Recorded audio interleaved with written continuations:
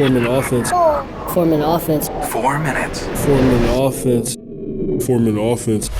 Everything you need to know in sports that affects Maricopa County, the state of Arizona, and the world, you get in 4 minutes. We start things off in Salt Lake City.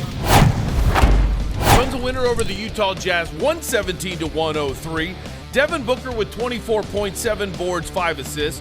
DeAndre Ayton, serviceable, 14 points, 8 rebounds. The story, the bench. The Suns outscore the Jazz bench 47-25, led by a great game from Terrence Ross, who spoke to Bally Sports. The last couple of games for the bench has been really good. We made it an emphasis to go out there and maintain the game or elevate it. So, we're doing a good job of that. So we just have to find a way to bring that every night. Suns day off today. They return home, take on the Minnesota Timberwolves tomorrow. Tip-off at 7 o'clock, and it's expected that KD will suit up. A loser, 5-4 against the Edmonton Oilers at home in Mullet Arena. However, the Mullet Magic was back in this third period where the Coyotes scored 2 goals when they were down 4-2 to tie it before Edmonton got the game winner.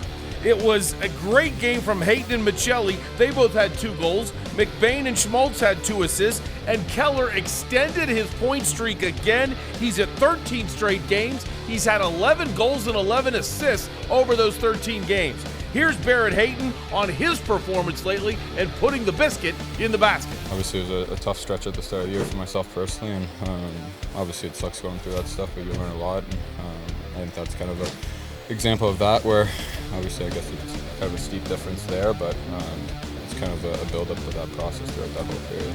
Andre Turney, even though they lost, he's happy too, as the head coach looked at this brutal part of the schedule and the fact that Coyotes are off all the way until Friday. Well, you saw a lot of pride and a lot of character. I think the guys are really push hard. The hell week is over. I think it was a tough one, 5 games in 7 days with 4 different city and those kind of opponents. So we'll be good to have a good rest tomorrow. Coyotes will practice on Wednesday, take another day off Thursday, and then they're at home on Friday against the Dallas Stars. Face off 7:30. D-backs a winner 7-6 last night against the Cleveland Guardians. The big news there is they scored 4 runs late, and it was all because of the young players that are still down in the minor leagues that are expected to explode at some point in 2024. Corbin Carroll went 1 for 3 before he left the game. He upped his spring training average to 370. And how about Ketel Marte? He went 1 for 3. He's now batting 167 this spring. He's called the designated hitter, and he's batting 167. Mad Bum, typical Mad Bum, threw 5 innings and allowed 4 runs for $17 million a year.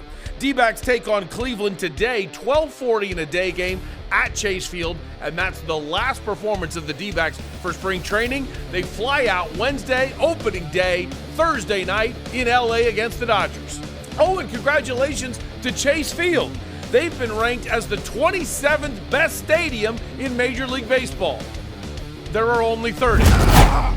Lots of football news coming out of the Biltmore, where the NFL owners are meeting for their annual winter get-together. Colts general manager Chris Ballard, first GM in the league to actually admit they're somewhat interested in Lamar Jackson, but that might be a slam on the Cardinals. And finally, also at the NFL owners meetings, Mike McDaniel, the head coach of the Miami Dolphins, was once an assistant coach with the Washington Redskins football team and Washington Commanders. Well, when asked about what was his reaction when he saw how much the team was actually going to sell for, he said, "Wow, the organization's worth that much? And, I couldn't get free coffee?"